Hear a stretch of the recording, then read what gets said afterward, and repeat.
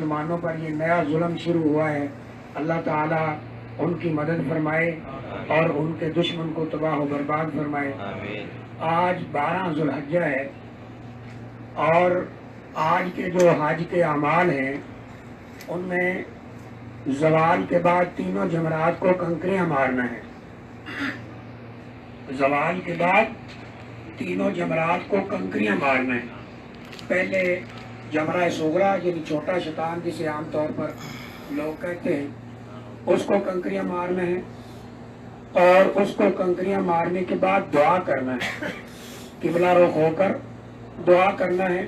رسول اللہ صلی اللہ علیہ وآلہ وسلم نے لمبی دعا فرمائی ہے جمرہ صغریٰ کو کنکریاں مارنے کے بعد۔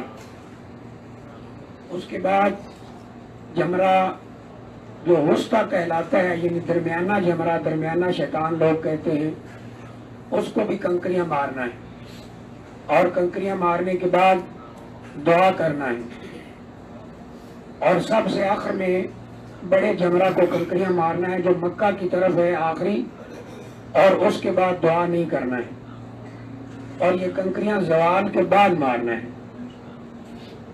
تو اس کے بعد اگر کوئی شخص مینا سے نکلنا چاہتا ہو یعنی 13 کی کنکریاں نہیں مارنا چاہتا تو وہ سورج غروب ہونے سے پہلے پہلے مینا سے نکل جائے۔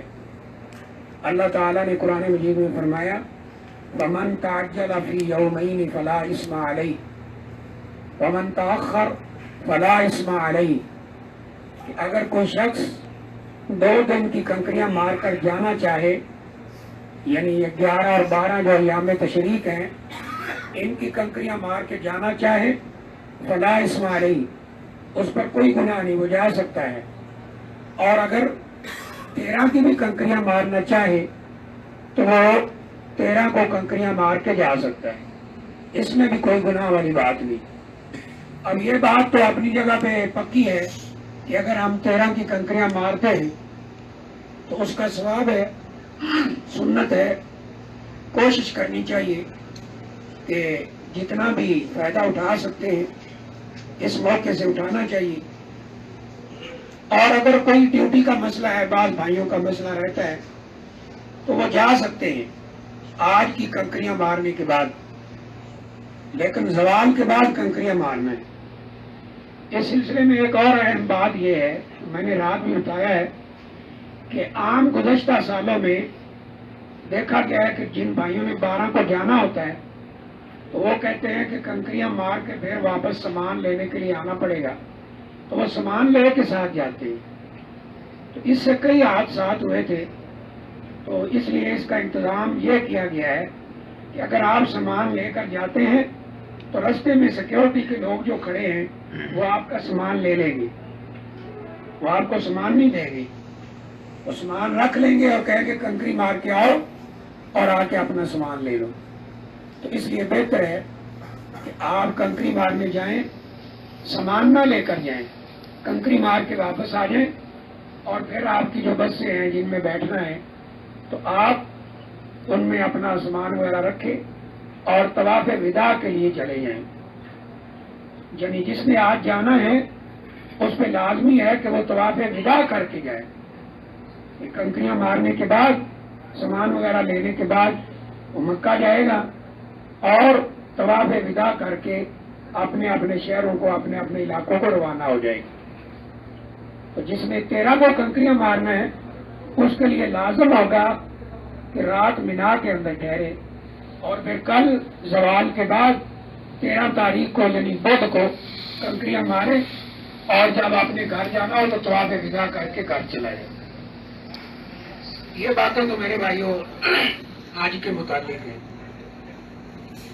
اور اس کے علاوہ ایک چھوٹی سی بات کی طرف اشارہ کرنا ہے کہ انشاءاللہ ہم حج میں آئے ہیں، کوشش کریں کہ اس موقع سے فائدہ اٹھائیں۔ ہم سب جانتے ہیں کہ دین اسلام کا یہ نظام ہے کہ انسان زندگی بھر اللہ تعالیٰ کی عبادت کرتا رہے، نماز کا خاص طور پہ اہتمام رکھے۔ 5 نمازیں बाजमात पढ़ने की कोशिश करे। हाँ, अगर कभी कोई शरई मजबूरी है तो वो एक अलग बात है। फिर जब इंसान दुनिया से चला जाता है एक मुसलमान, तो उसका नमाज जनाजा पढ़ा जाता है। नमाज जनाजा का तरीका क्या है, उसमें दुआएं क्या हैं, बस वो थोड़ा चंद मिनट के लिए अर्ज करना चाहूँगा। अल्लाह से दुआ है अल्लाह ताला कुरान हदीस की रोशनी में सही सही बात करने की तौफीक दे। देखिए, जनाजा अगर कोई आदमी फौत हो जाता है तो सबसे पहली बात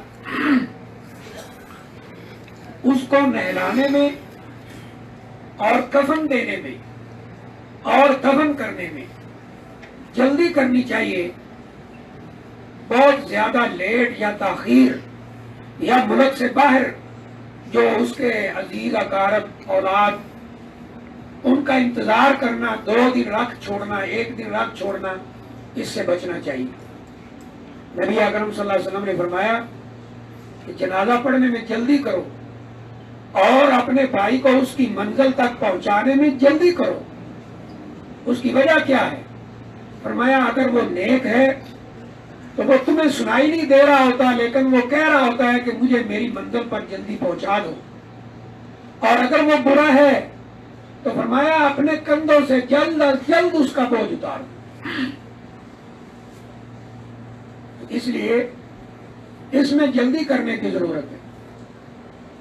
अगर कोई शख्स फौत हो गया, हमें पता चला जो लोग जिंदा हैं सब ने मरना है, ये तो पक्की बात है। कुल्लु नफ्सिन ज़ाइक़तुल मौत, मौत का प्याला हर एक ने पीना ही पीना है। अब अगर पता चले कि कोई भाई फौत हो गया है तो उस भाई का हक है फौत होने वाले का कि उसके जनाजे में शरीक हुआ जाए, उसके जनाजे में शरीक हुआ जाए। और शरीक किस लिए होना है? अल्लाह से सवाब लेने के लिए। नबी अकरम सल्लल्लाहु अलैहि वसल्लम फरमाते हैं जिसने अपने भाई का जनाजा पढ़ा, अल्लाह ताला उसे 1 किरात सवाब अता करते हैं। और जो दफन करने तक कब्रिस्तान में साथ चला गया तो अल्लाह 2 किरात सवाब अता करते हैं। और 1 किरात कितना है? जितना मदीना मुनव्वरा के अंदर मौजूद जबले ओहद है। ओहद पहाड़, इतना सवाब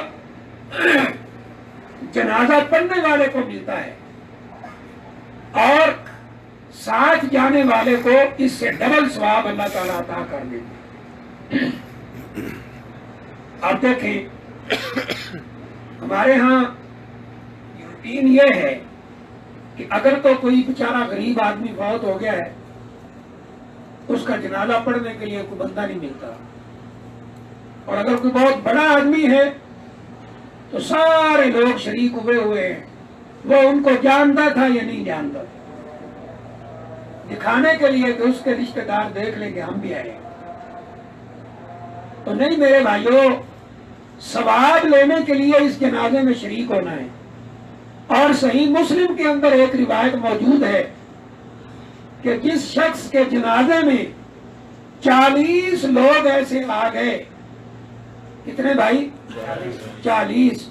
ला युशरिकून बिल्लाह, वो अल्लाह के साथ शिरक नहीं करते थे। 40 मुवाहिदीन, अल्लाह की तौहीद को जानने वाले, अल्लाह की तौहीद को मानने वाले, जो मौजू आपने रात को सुना है इसका इकरार करने वाले, इस पर अमल करने वाले, इसके तकाज़ों को समझने वाले 40 आदमी शरीक हो गए उसके जनाजे में। अल्लाह ताला उस जनाजे की बख्शिश कर देता है, अल्लाह उसको माफ कर देता है। अब जनाजे का तरीका क्या है कि अगर औरत का जनाजा है, यानी मैं सिर्फ जनाजे का तरीका बताना चाहता हूँ, बात लंबी नहीं करता। तो जनाजा पढ़ाने वाला उसके दरमियान में, यानी उस औरत के 4 पाई के दरमियान में खड़ा होगा। और अगर मर्द है तो उसके कंधों के बराबर खड़ा होगा और अल्लाह अकबर कहकर जनाजा शुरू किया जाएगा। اور جنازہ ایسی نماز ہے اس میں نہ رکوع ہے اور نہ سجدہ ہے. کبھی آپ نے غور کیا کہ جنازہ کے اندر رکوع اور سجدہ کیوں نہیں ہے؟ اللہ اکبر. اس لیے کہ جنازہ آگے بڑھا ہوا ہے، کہیں یہ بات ذہن میں نہ آ جائے کہ اس کو سجدہ کیا جا رہا ہے. اس لیے نہ رکوع ہے، نہ سجود ہے، نہ تشہد ہے. کھڑے ہو کر جنازہ پڑھنا ہے. پہلی تکبیر کے بعد سورہ فاتحہ پڑھنا ہے. امام نے بھی اور مقتدیوں نے بھی. ابن عباس رضی اللہ تعالیٰ عنہ کی روایت جس میں واضح طور پر پہلی تکبیر کے بعد اس میں فاتحہ کا ذکر ہے. یہ دلیل ہے کہ نماز جنازہ کے اندر سورہ فاتحہ امام بھی پڑھے گا اور مقتدی بھی. لیکن یقین کریں افسوس کی بات کیا ہے کہ ہمارے بعض بھائی عام نمازوں میں جھگڑا کرتے ہیں کہ مقتدی فاتحہ نہ پڑھے، لیکن جنازے میں کہتے ہیں امام بھی نہیں پڑھے گا. اللہ اکبر. یہ جو دعا اللہ نے سکھلائی قرآن میں وہ جنازے میں امام بھی کہتے ہیں نہیں پڑھے گا. ہم کہتے ہیں سنت یہ ہے کہ جنازے میں امام بھی پڑھے گا اور مقتدی بھی پڑھے گا، کیونکہ رسول اللہ صلی اللہ علیہ وسلم کا فرمان ہے لا صلاۃ لمن لم یقرأ بفاتحۃ الکتاب. نماز کوئی بھی ہو فاتحہ کے بغیر پوری ہو سکتی. یہ پہلی تکبیر کے بعد. دوسری کے بعد نبی اکرم صلی اللہ علیہ وآلہ وسلم پہ درود شریف پڑھنا ہے. اور درود میرے بھائیوں نماز والا ہے. یاد رکھو درود نماز والا ہے. میں ایک بات کرنا چاہتا ہوں، اللہ کرے سمجھ آئے. آپ کیا سمجھتے ہیں کہ جو درود کے الفاظ، جو درود کے صیغے ہمیں رسول اللہ صلی اللہ علیہ وسلم نے سکھلائے ہیں، اور درود کے وہ الفاظ اور وہ صیغے جو کسی انسان نے بنا کر ہمیں دیے ہیں، آپ کا کیا خیال ہے کہ کون سے الفاظ زیادہ اہمیت رکھتے ہیں اور کون سے الفاظ زیادہ فضیلت رکھتے ہیں، اور کون سے الفاظ ہیں جن میں جامعیت اور بانعیت زیادہ ہے، اور کون سے الفاظ ہیں جو دنیا کے سب سے بڑے ادیب کی زبان سے نکلے ہیں؟ کیا وہ زیادہ مقام رکھتے ہیں یا کسی امتی کا بنایا ہوا درود وہ زیادہ مقام رکھتا ہے؟ بولے نا بھائی. جو رسول اللہ صلی اللہ علیہ وسلم نے ہمیں سکھلایا ہے. تو یہ دوسری تکبیر کے بعد درود شریف پڑھنا ہے. تیسری تکبیر کے بعد مرنے والے کے لیے دعا کرنا ہے. نبی اکرم صلی اللہ علیہ وسلم فرماتے ہیں جب تم اپنے بھائی کا جنازہ پڑھو فَأَخْلِصُوا لَهُ دعا، اس کے لیے مخلص ہو کے دعائیں کرو اللہ سے. اور دعائیں کیا ہیں؟ نبی صلی اللہ علیہ وسلم نے کیا دعائیں مانگی ہیں جنازے میں؟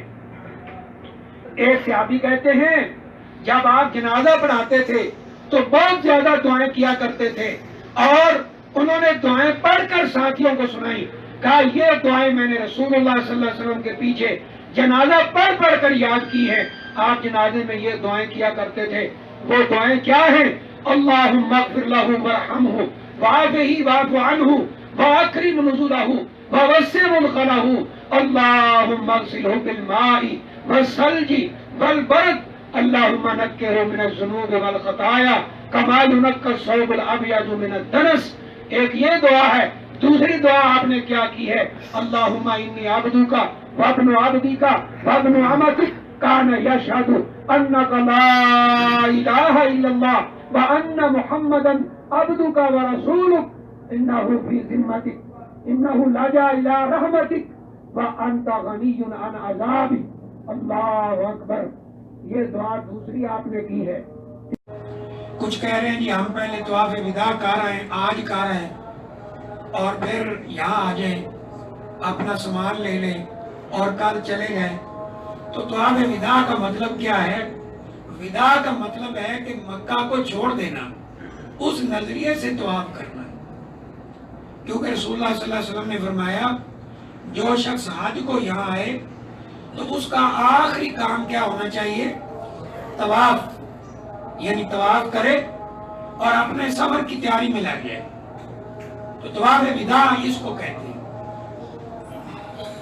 اور جو الحمدللہ ہم لوگ یہاں ٹھہرے ہیں، اللہ نے قرآن مجید میں فرمایا فَمَن تَعَجَّلَ فِي يَوْمَيْنِ فَلَا إِثْمَ عَلَيْهِ وَمَن تَأَخَّرَ فَلَا إِثْمَ عَلَيْهِ، کہ جو 2 دن کی کنکریاں مار کے جانا چاہے تو کوئی گناہ والی بات نہیں، اور جو 3 دن کی مارے تو اس پر بھی کوئی گناہ نہیں. اور ظاہر سی بات ہے کہ اگر 13 کی ہم کنکریاں مارتے ہیں تو انشاءاللہ اس کا ثواب ہے. اس کے بعد ہمارا کل کا کام کیا رہ جائے گا کہ آج رات جس میں کل کنکریاں مارنی ہیں، یا جس کو ابھی سورج مینا میں غروب ہو چکا ہے، وہ کل کنکریاں مارے گا. اور اس کے بعد یعنی تینوں جمرات کو، پہلے چھوٹے کو، پھر بڑے کو، اور درمیانے کو، پھر بڑے کو. اور بار بار عرض کیا گیا ہے کہ چھوٹے کو مار کے کیا کرنا ہے؟ دعا کرنا ہے.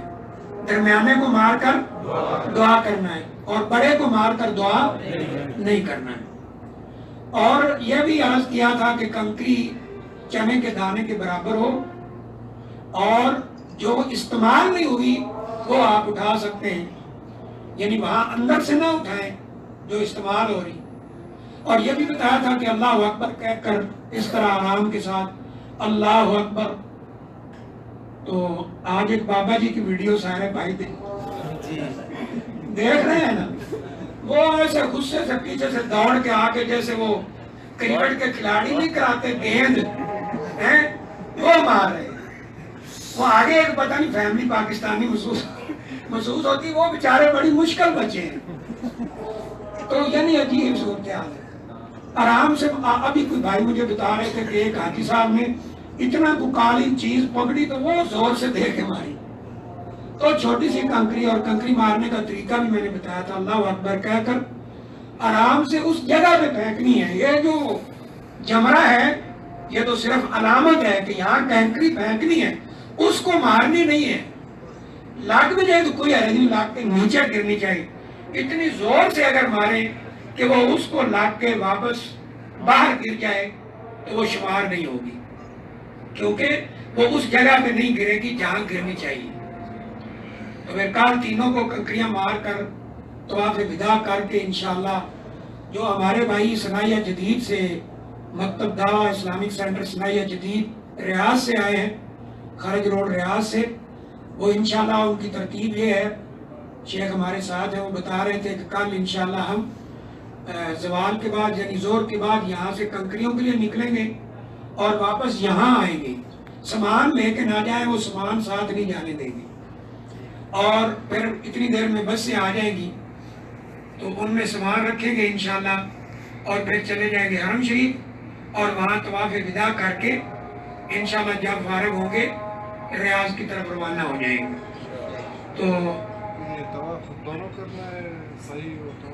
سائی نہیں ہے طواف وداع میں، سائی نہیں ہے طواف وداع میں، کوئی سائی نہیں ہے. تو ایک سوال ابھی آج بھائیوں نے کیا تھا کہ ہم نے کنکریاں تو صبح مارنی تھی، رات بھی یہاں ٹھہرے، لیکن اچانک ہماری کمپنی کی طرف سے ایسا شیڈول دے دیا گیا ہے کہ یا تو ہم فجر کی نماز کے بعد کنکریاں مار سکتے ہیں یا پھر مار ہی نہیں سکتے.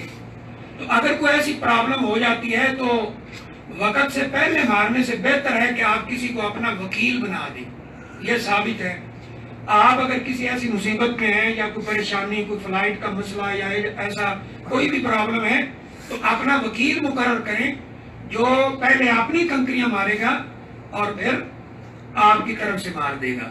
تو انشاءاللہ یہ بھی اس طرح ٹھیک ہو جائے گا.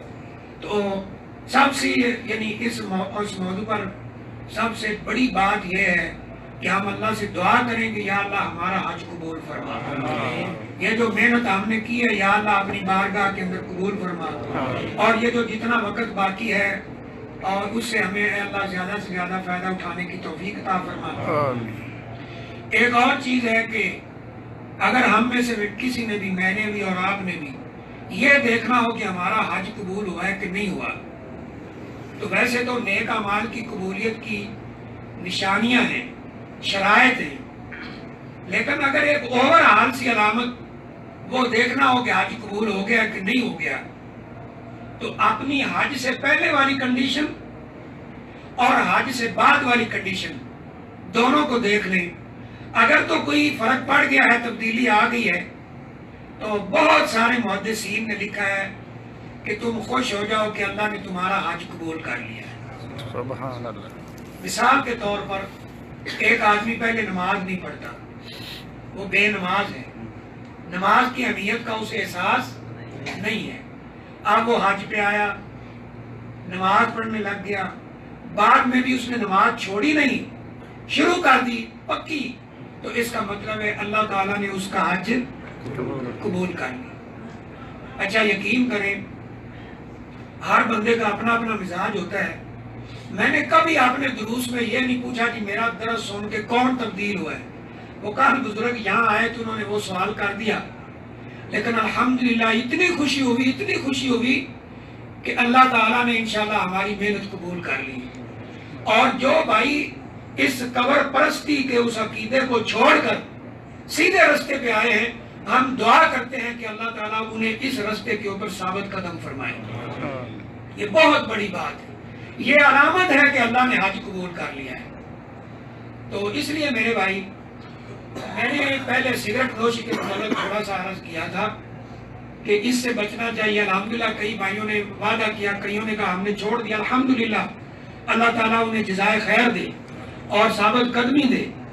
ایک اور چیز اب ڈسکس کرنے کو دل چاہ رہا ہے، اور وہ ہے یہ رسول اللہ صلی اللہ علیہ وسلم کی سنت، داڑھی۔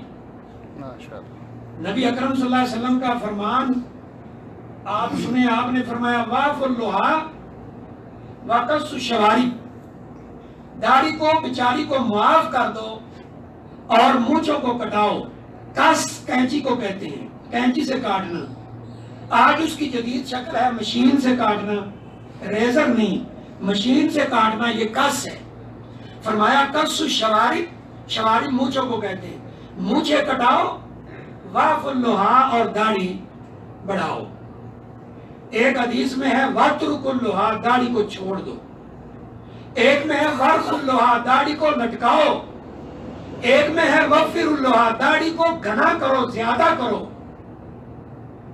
یہ سارے 4-5 الفاظ جو رسول اللہ صلی اللہ علیہ وسلم نے استعمال کیے داڑھی کے متعلق، ان سے پتہ چلتا ہے کہ داڑھی کو چھوڑ دینا چاہیے، داڑھی کو کاٹنا نہیں چاہیے، مونڈنا نہیں چاہیے۔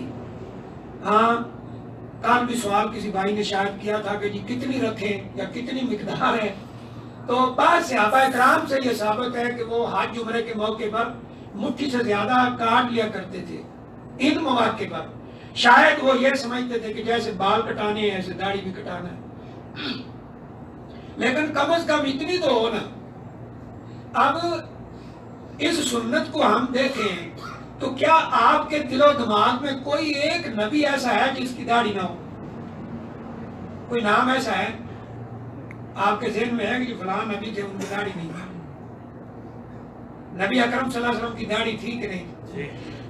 تمام صحابہ اکرام کی تو داڑھی تھی، حتیٰ کہ پہلے جو قبل از اسلام لوگ تھے نا، ابو جہل، عتبہ، شیبہ، وہ بھی اپنی عزت کے لیے داڑھی رکھتے تھے۔ اس میں عزت، داڑھی نبیوں میں سے بھی کوئی ایسا ہے جس کی داڑھی نہ ہو، اولیاء اللہ سے کوئی ایسا ہے جس کی داڑھی نہ ہو، ائمہ اکرام میں سے کوئی ایسا ہے جس کی داڑھی نہ ہو، سب کی داڑھی ہے۔ پاکستان کے ایک معروف عالم دین تھے، بہت اللہ نے ان کو علم دیا تھا، ان کا نام ہے بدیع الدین شاہ راشدی رحمہ اللہ تعالی، سندھ کے تھے، بہت بڑے عالم تھے۔ ان کے علم کی ایک جھلک چھوٹی سی مثال میں کہ یہاں کوئی سعودی عالم وہ اپنا تھیسس لکھ رہے تھے، اس میں کوئی راوی ایسے آ گئے حدیث کے روات کہ جن کے حالات کہیں مل نہیں رہے تھے، بڑا ڈھونڈا کہ ان کے حالات کہاں ملے، تو ان کو کسی نے بتایا کہ اگر ان کے حالات پتہ کرنا ہے نا تو پاکستان چلے جاؤ، شیخ بدیع الدین شاہ راشدی اس وقت زندہ تھے، کہ ان کے پاس جاؤ، یہ جو روات حدیث ہیں ان کے حالات وہاں سے تمہیں مل سکتے ہیں۔ اللہ اکبر۔ انہوں نے ایک کتاب لکھی ہے اسلام میں داڑھی کا مقام۔ ہمارے انتہائی محترم ساتھی ہیں، ہمارے سینئر ساتھی ہیں قاری صہیب احمد صاحب حافظہ اللہ تعالی، انہوں نے بھی ایک کتاب لکھی داڑھی پر، اس میں بھی یہ حدیث موجود ہے۔ شیخ بدیع الدین شاہ راشدی رحمہ اللہ کی کتاب میں موجود ہے۔ حدیث کیا ہے کہ کچھ لوگ نبی صلی اللہ علیہ وسلم کو ملنے کے لیے آئے تو ان میں سے ایک بندے کی داڑھی نہیں تھی، بعض جگہ ملتا ہے وہ مجوسی تھے، تو نبی اکرم صلی اللہ علیہ وسلم کے پاس آ کے بیٹھے نا تو آپ نے چہرہ مبارک پھیر لیا۔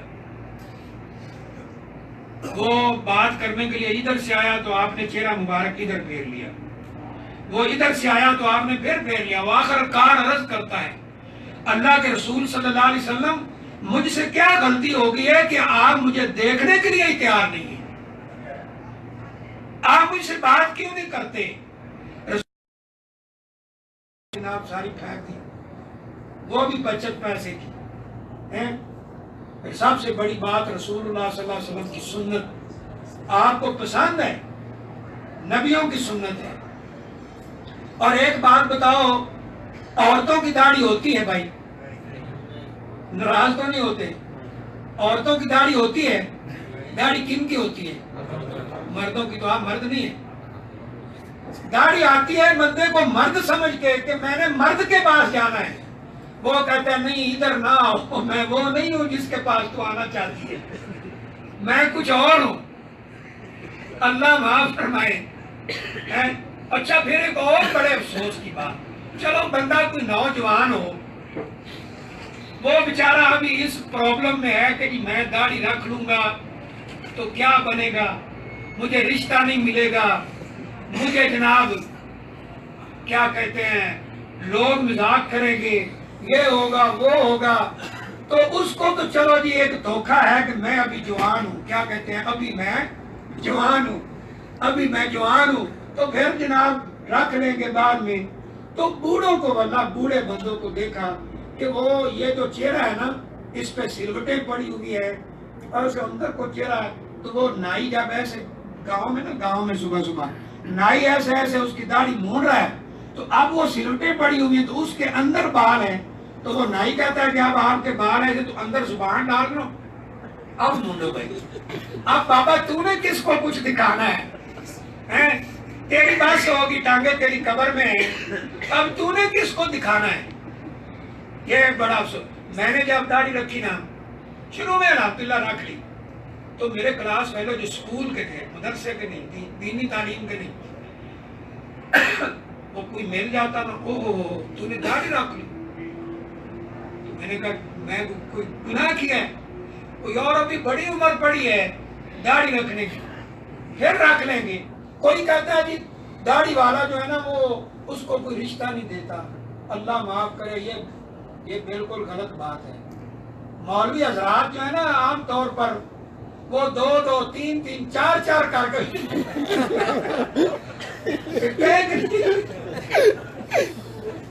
ایسے ہے کہ نہیں؟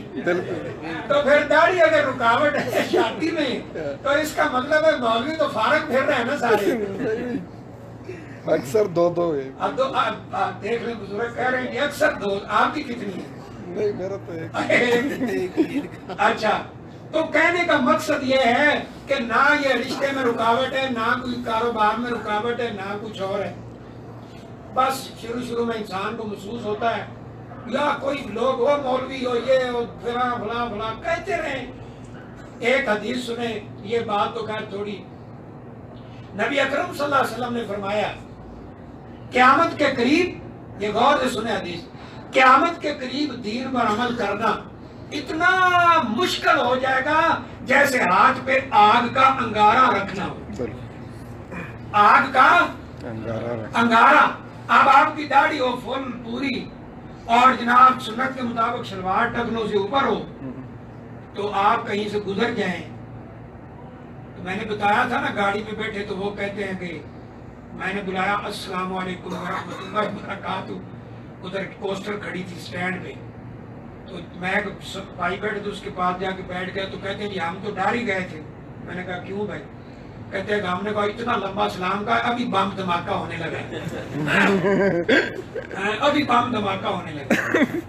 تو یہ یعنی مذاق اور برا حشر کر دیا. لیکن آپ خود سوچو اس مذاق کی اللہ کے ہاں قدر بن جائے گی نہیں بن جائے گی؟ یہ جو دل کو تکلیف ہوگی، عام طور سب کی بات کر رہا ہوں، تو آپ نے فرمایا ایسا وقت آئے گا اب جس عورت نے مکمل پردہ کیا ہوا ہو اس پہ حیرانگی کی بات کیا. ہم مسلمان حیرانگی کی بات کیا ہے؟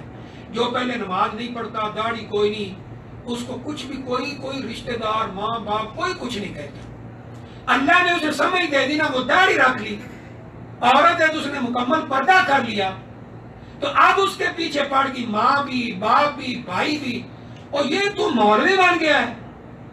عورت کوئی بات کرتی ہے، کوئی پردہ کرتی ہے اس طرح کی، تیرے اندر مولوی کی روح آ گئی ہے. اللہ اکبر. تو نبی صلی اللہ علیہ وسلم نے فرمایا تھا کتنا مشکل ہوگا. لیکن اگلی بات سننے والی ہے کہ یہ اتنے مشکل حالات میں جو دین پر چلتا رہے گا اس کی فضیلت کیا ہے وہ بھی سن لیں.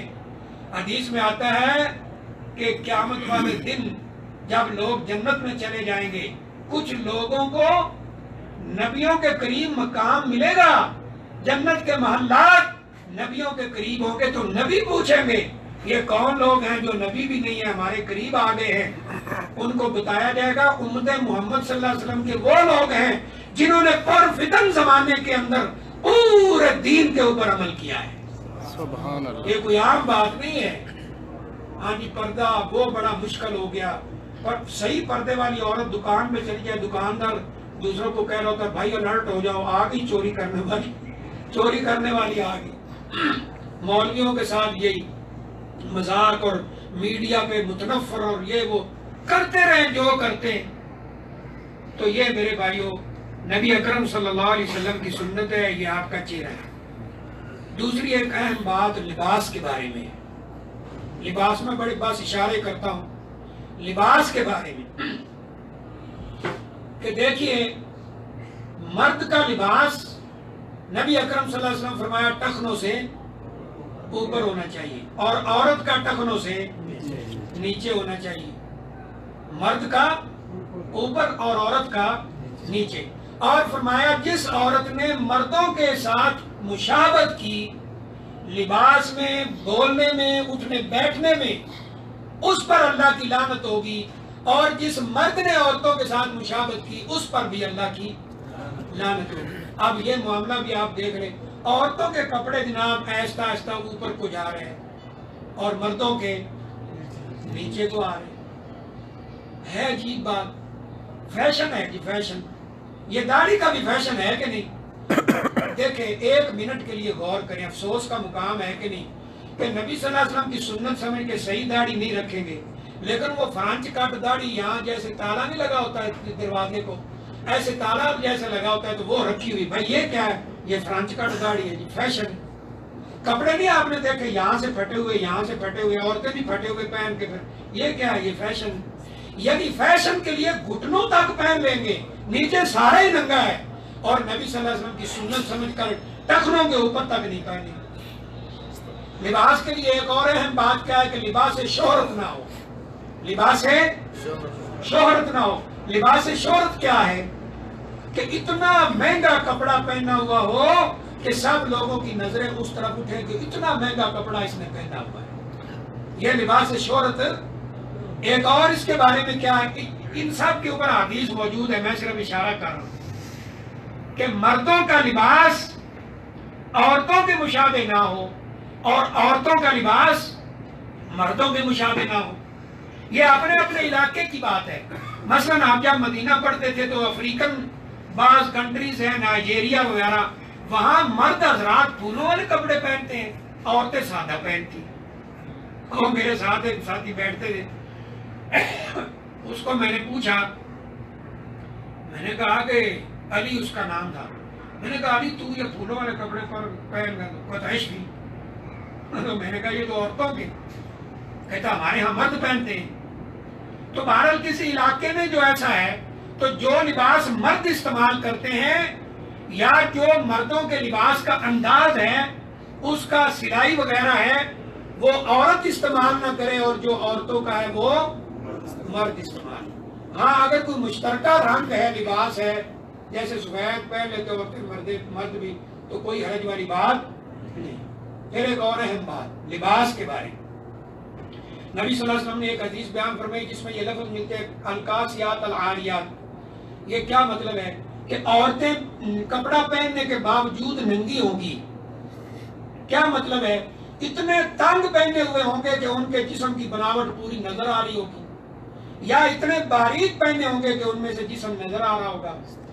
تو فرمایا یہ وہ عورتیں ہیں جو جنت کی خوشبو بھی نہیں پا سکیں. اب یہ جو ٹائٹ لباس ہے یہ یاد رکھ لو، مرد ہو یا عورت دونوں کے لیے حرام ہے. مرد کے لیے ایسا لباس یہ پینٹ شرٹ جو اتنی تنگ ہو، میں پینٹ شرٹ کو حرام نہیں کہہ رہا، میں صرف اس کی بات کر رہا ہوں جو اتنی تنگ ہو جس سے جسم کے عذاب واضح ہوں، تو وہ مرد کے لیے بھی جائز نہیں. آپ دیکھتے ہیں اب کنکریاں مارنے جاتے ہیں، آپ بھی گئے، کئی لوگوں نے کیسی وہ پہنا ہوا لباس مردوں نے کہ وہ سارا جسم کی بناوٹ نظر آ رہی، تو کیا فائدہ پھر؟ تو ایسا بھی نہ ہو. بات سمجھ آ رہی ہے جی؟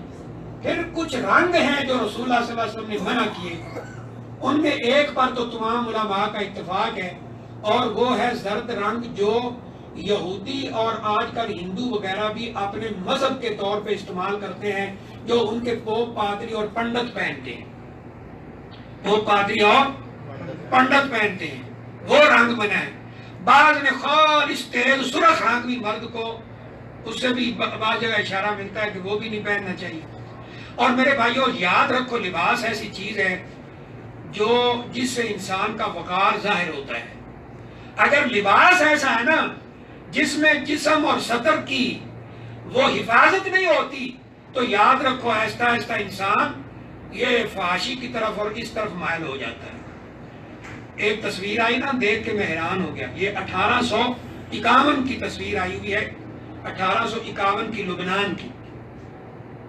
1851 وہاں پر جتنی عورتیں ہیں اس تصویر میں سب نے مکمل یہ ابایا جو ہوتا ہے کالا، مکمل لباس سر سے نیچے تک پہنا ہوا، کوئی جسم کا اعضاء نہ واضح ہے نہ نظر آ رہا ہے. لیکن ان کے ساتھ ایک بچی کھڑی ہے، 2 بچیاں ہیں، اس نے بڑا تنگ لباس پہنا ہوا ہے. تو نیچے کسی نے تجزیہ بڑا اچھا کیا، کہا کہ اس وقت بچیوں نے تنگ لباس پہننا شروع کیا تھا، آج پورے لبنان کے اندر عورتیں یہ تنگ لباس پہنتی. تو اس لیے اللہ نے قرآن میں فرمایا نا، خذوا زینتکم عند کل مسجد، مسجد میں جاؤ تو زینت کے ساتھ جاؤ، وقار کے ساتھ جاؤ. تو بہرحال یہ چند چیزیں میں نے عرض کر دی ہیں. اللہ تعالیٰ سے دعا ہے اللہ ہمیں عمل کی توفیق عطا فرمائے. آخر دعوانا الحمدللہ رب العالمین.